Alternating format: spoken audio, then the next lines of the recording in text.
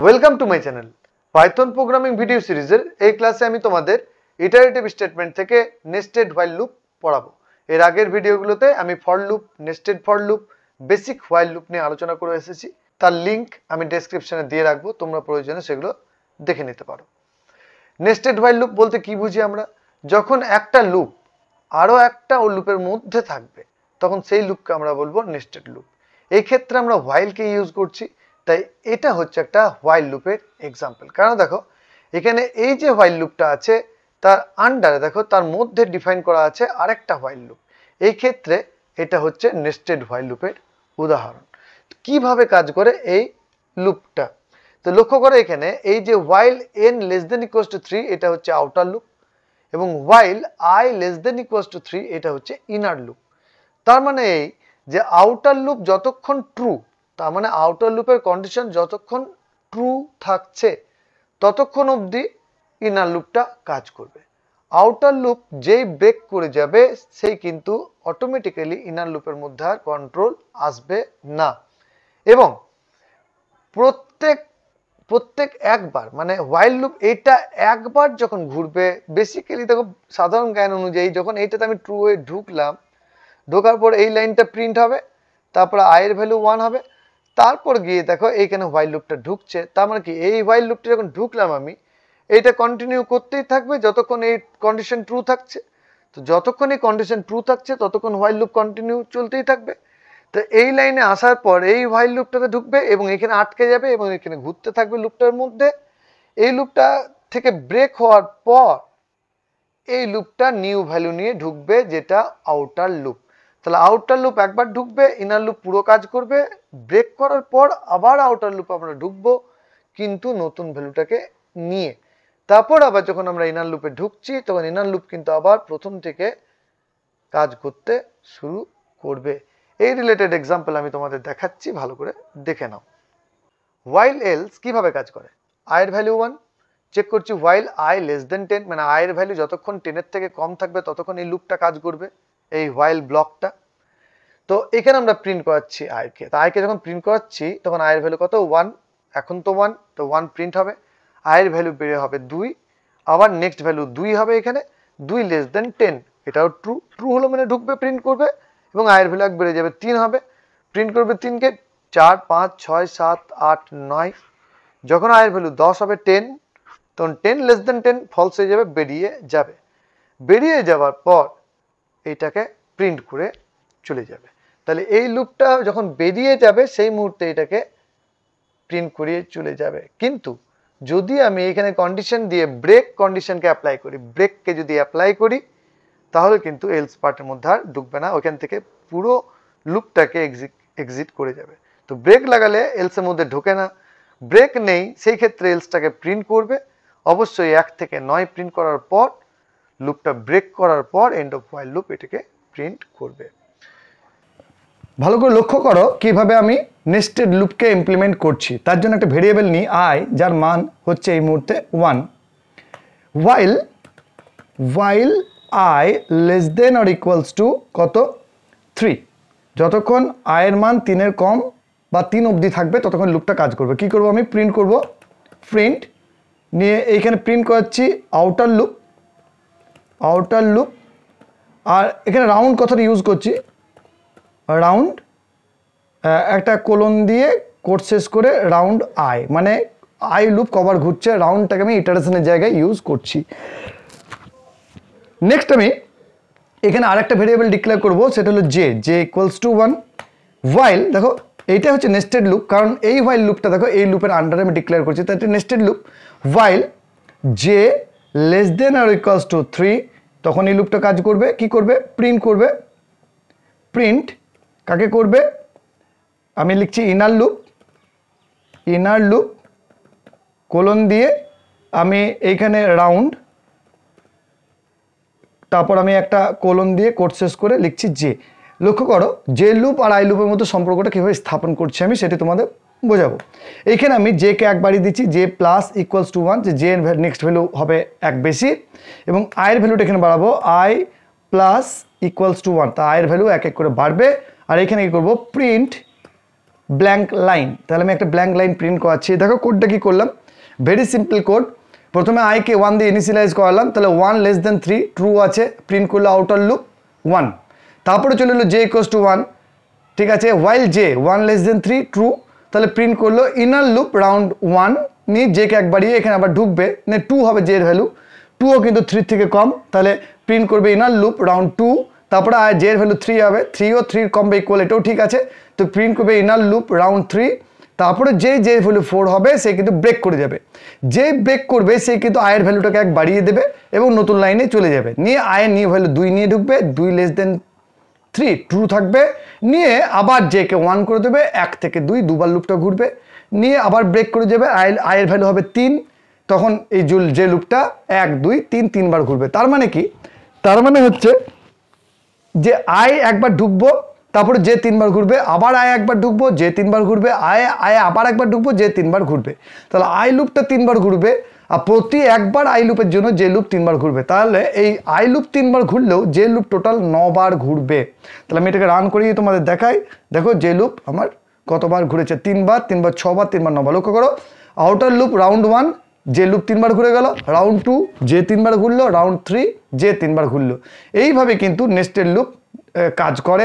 তাহলে আমি কি বুঝলাম, বুঝতে পারলাম যে আউটার লুপের উপর ইনার লুপ সর্বদা নির্ভরশীল।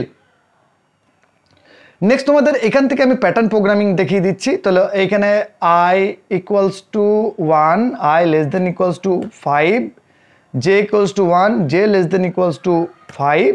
আর আমরা এখানে আমি কিছু প্রিন্ট করাবো না, এইটাকে আমি মুছে দিচ্ছি, এই লাইন আমার ব্ল্যাঙ্ক থাকবে।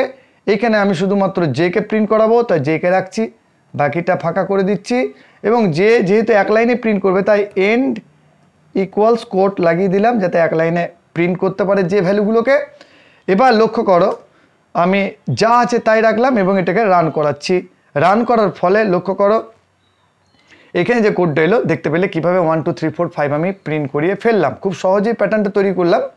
যেহেতু আইও 5বার ঘুরবে, যেও 5বার ঘুরবে, দেখো আইও 5বার ঘুরবে, যেও 5বার ঘুরবে, তা আই একবার ঢুকলো, যে 5বার ঘুরে গেল, আয়ের ভ্যালু 2 হলো, যে 5বার, আয়ের ভ্যালু 3, যে 5বার, আয়ের ভ্যালু 4, যে 5বার, আয়ের ভ্যালু 5, যে 5বার। তাহলে এইভাবে কাজ করছে এটা। আমি যদি এখানে বসাই স্টার, তাহলে দেখো সঙ্গে সঙ্গে এটা স্টার প্যাটার্নে প্রিন্ট হবে। তাহলে আমি আগে আই বসাই, আইটা দিয়ে দেখাই তোমাদের, তারপরে স্টার বসাবো।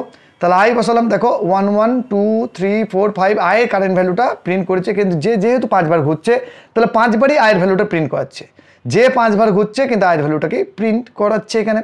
আমি যদি এখানে স্টার দিই, ধরো আমি এখানে স্টার দিলাম, সরি 8 হয়ে গেল, আমি এখানে স্টার দিচ্ছি আর আমি এটাকে প্রিন্ট করাবো, তাহলে আমার একইভাবে স্টারটাকে প্রিন্ট করবে। লক্ষ্য করো, স্টার প্রিন্ট করে দিয়েছে।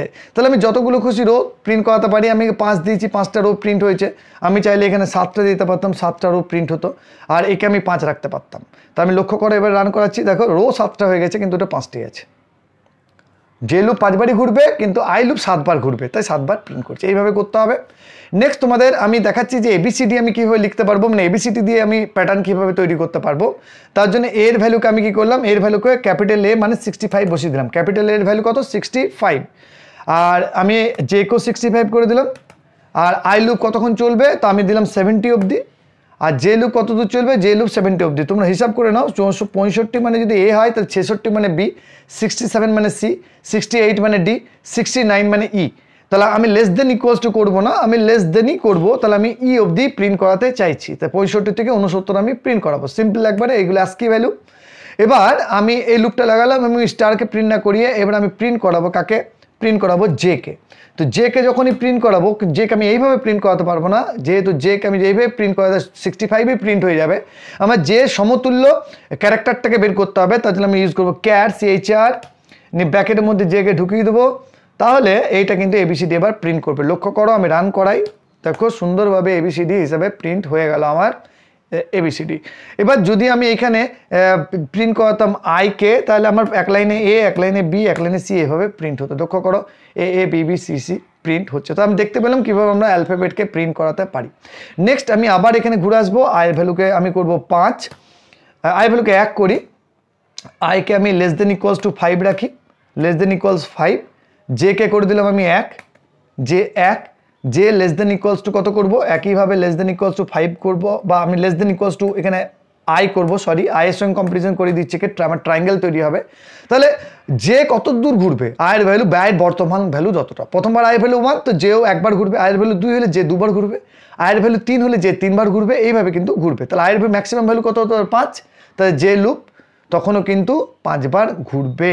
এবার আমি এইখানে এসে এখানে প্রিন্ট করাবো শুধুমাত্র জে কে, এবং আমি যা আছে তাই থাকতে দেবো এবং রান করি তোমাদের দেখাবো যে দেখো কি প্যাটার্ন তৈরি হলো, একটা ট্রায়াঙ্গেল প্যাটার্ন তৈরি হয়ে গেল। লক্ষ্য করো 1 1 2 1 2 3 1 2 3 4 1 2 3 4 5, ভেরি সিম্পল। এবার যদি আমি এখানে আইকে প্রিন্ট করাতাম তাহলে সিম্পলি আমার 1 2 2 3 3 এইভাবে প্রিন্ট হতো, সিম্পল একবারেই। এবার যদি আমি এখানে স্টারকে প্রিন্ট করাই তাহলে স্টার প্রিন্ট হবে ওর জায়গায়, তাহলে এখানে স্টার দিলাম, কোড শেষ এবং রান করাচ্ছি এটাকে। লক্ষ্য করো আমার স্টার প্যাটার্ন প্রিন্ট হয়ে যাচ্ছে, ভেরি সিম্পল। এবিসিডি করতে গেলে কী করতে হবে তোমাদের আগেই বলে এসেছিলাম। তাহলে এইখানে আমি দিচ্ছি 65, তো 65 মানে ক্যাপিটালে, 97 মানে স্মল এ, তো 65 ক্যাপিটাল এ দিয়েই করি। এটাকে লেস দেন ইকুয়ালস টু কত করবো, লেস দেন ইকুয়ালস টু 69 করে দিই, আমি 69 রাখলাম। আর জে এর ভ্যালু আমি ইনিশিয়ালাইজ করছি এ দিয়ে, মানে 65, আর যে আই থেকে কম থাকবে এবারে প্রিন্ট করবে কাকে, প্রিন্ট করবে কিন্তু CHR জে। তো CHR ব্র্যাকেটের মধ্যে জে কে দিলাম, এখানে একটা কমা দিতে হবে, কমাটা দিই, হ্যাঁ এবার ঠিক আছে। এটা রান করাই, লক্ষ্য করো A A B A B C A B C D A B C D, দেখতে পেলে কীভাবে ট্রায়াঙ্গেল প্যাটার্ন তৈরি করলাম। আর এক ধরনের ট্রায়াঙ্গেল প্যাটার্ন তৈরি করে দেখাচ্ছি তোমাদের। ধরো এর ভ্যালু নিলাম আমি 69, ম্যাক্সিমাম ভ্যালু নিয়ে শুরু করলাম ই থেকে, এর ভ্যালু 69 নিলাম। আর এখানে আমি কি করব, এ কত দূর হবে, A greater than or equals to 65 হবে, উল্টো দিকে আসছে, আমি ই থেকে এর দিকে আসছি। এখানে আমি সোজা এখানে আমি উল্টো দিকে আসছি, তো এখানে আমি এক কাজ করি, এখানেও 69 করে দিই, এটা উল্টো দিকে থাক। আর এর ভ্যালুটা কি হবে, less than equals to J less than equals to I. তাহলে আমি এখানে কি করব, এখানে আমি মাইনাস করব এবং এখানেও আমি মাইনাস করব।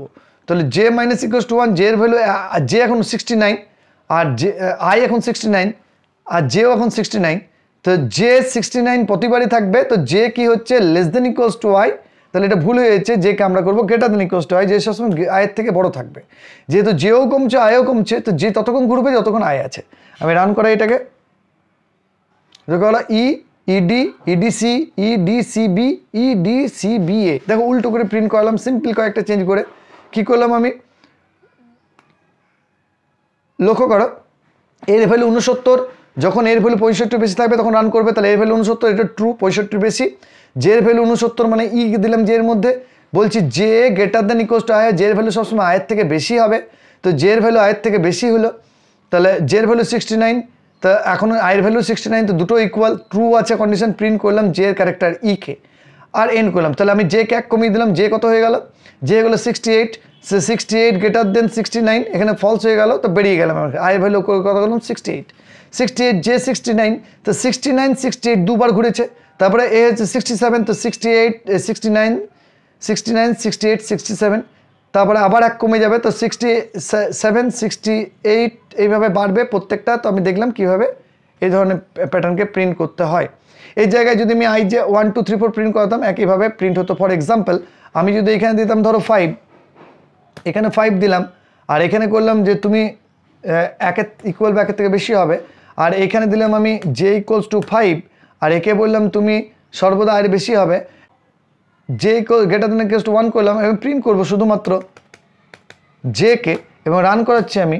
লক্ষ্য করো 5 5 4 5 4 3 5 4 3 2 5 4 3 2 1, সিম্পল প্যাটার্ন একেবারে। এখানে আমি প্রয়োজনে আইকে প্রিন্ট করাতে পারি, আইকে প্রিন্ট করলে আয়ের কারেন্ট ভ্যালুটা প্রিন্ট হবে। লক্ষ্য করো 5 4 4 3 3 2 2 1, এইভাবে তোমাদের প্যাটার্ন দেওয়া হয়। আমি অন্য একটা প্যাটার্ন করছি, ধরো আয়ের ভ্যালু 5, জে এর ভ্যালুকে 1 ধরছি, জে এর ভ্যালু 1, আর জে কী হবে, জে জে জের আয়ের ভ্যালু 5, আয় একের থেকে বেশি, একের জে ভ্যালু 1, জে সবসময় কম হবে এর থেকে বেশি, এখানে জে প্লাস করতে হবে আমাকে এবার, কারণ জে আমি 1 থেকে শুরু করছি, জেকে বাড়াতে হবে, আইকে আমি 5 থেকে শুরু করি, জেকে আইকে কমাতে হবে। আমার লুপ সেট হয়ে গেছে। এবার দেখো প্যাটার্নটা অন্যরকম হয়ে গেল, 1 2 3 4 5 1 2 3 4 1 2 3 1 2 1। এবার তোমাদের আমি দেখাবো কিভাবে আমরা হোয়াইলের সঙ্গে এলসকে ইউজ করতে পারি। তো while else ইউজ করছি আমরা, তো I equals to 1 while I less than equals to 5, ঠিক আছে? তখন লুপটা কাজ করবে, কি করবে? প্রিন্ট করবে কাকে? প্রিন্ট করবে I কে, এক লাইনে I কে প্রিন্ট করবে, ব্র্যাকেট ক্লোজ। এবার আমি কি করব? নেক্সট আমি এইখান থেকে বেরিয়ে যাব আর এইখানে লিখব এলস কোলন দিয়ে print end of while loop. আমার এখানে প্রয়োজন কি আছে? একটা ইনক্রিমেন্টারের প্রয়োজন আছে, তাহলে I plus equals to 1 run করে এটাকে, তাই প্লাস ইকুয়ালস টু 1 1 2 3 4 5 প্রিন্ট করে ও লুপ করে দিয়েছে, মানে এন্ড অফ লুপ করেছে, মানে 5 বারই প্রিন্ট করলো এন্ড অফ লুপ, তারপরে এলো। যদি আমি লাইন বাই লাইন প্রিন্ট করাতাম, যদি এন্ড ইকুয়ালস টু না দিতাম, তাহলে একইভাবে 1 2 3 4 5 পরপর প্রিন্ট করিয়ে এন্ড অফ লুপকে দেখাতো। তো আমরা দেখতে পেলাম যে কীভাবে while লুপটা কাজ করে, while লুপে এলস কাজ করে।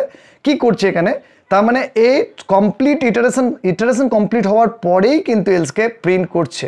কিন্তু আমি যদি এখানে একটা শর্ত লাগাতাম, ধরো আমি শর্ত লাগাচ্ছি, ইফ